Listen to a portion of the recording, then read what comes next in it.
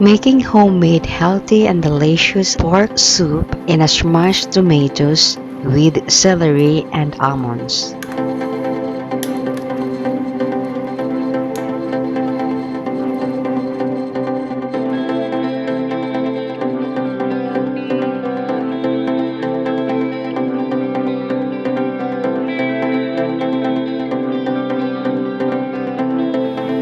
Here are the ingredients: pork, celery, tomatoes, salt, pepper, onions, smashed almonds, and water.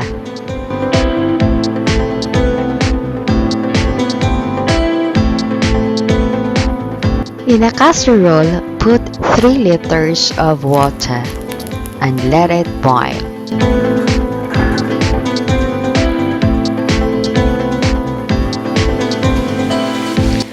Place the pork and cover the casserole, then simmer it in 1.5 hours so that the pork will be tender.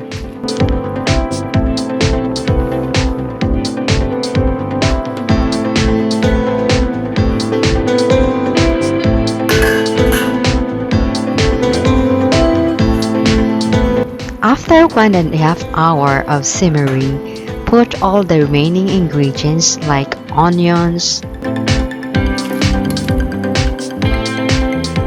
celery,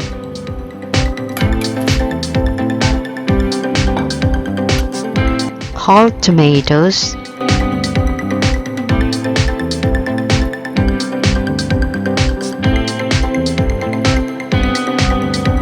and crushed almonds.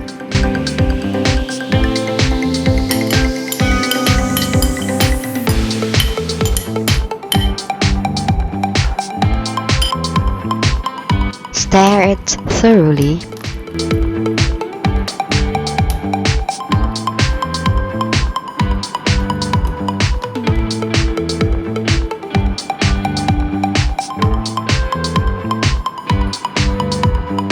And cover the casserole again. After a few minutes, take the pork from the casserole and slice it.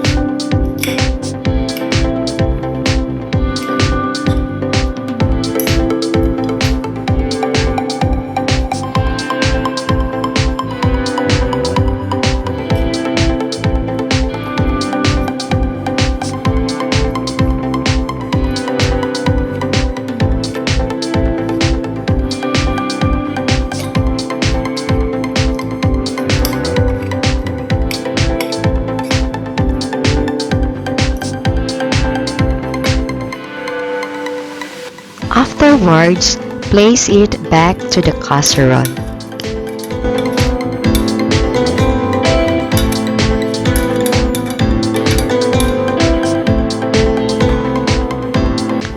Stir it again.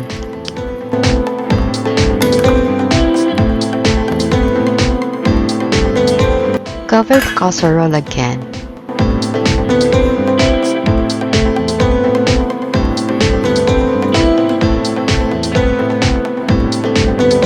After 30 minutes, take all the tomatoes.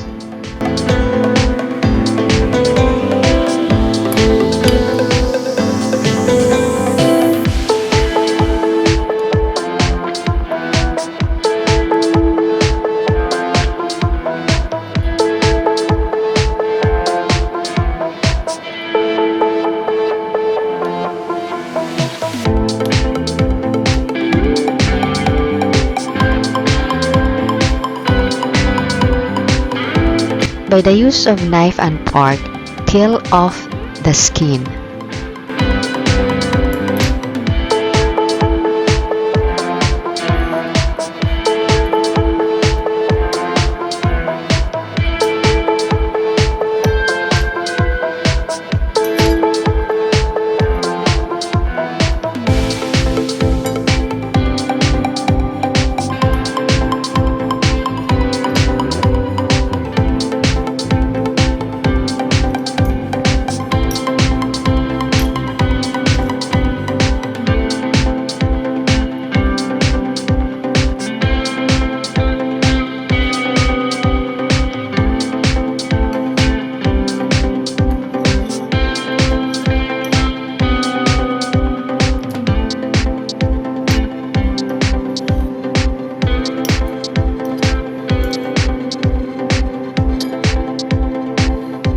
Using tomato masher, crush the tomatoes until extracted.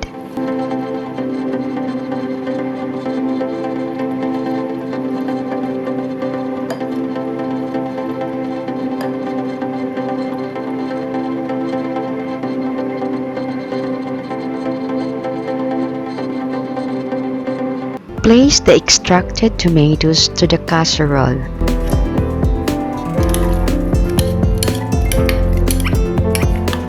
Mix it thoroughly.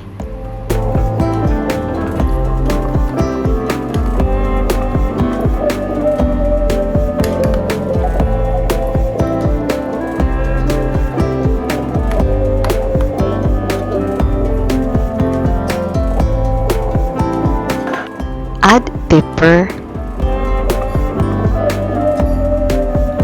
and salt to taste.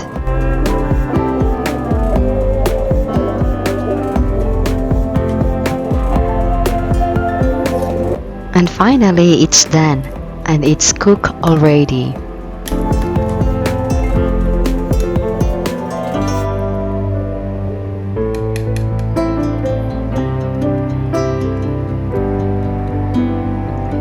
Thank you for watching. See you again on my next video. Bye!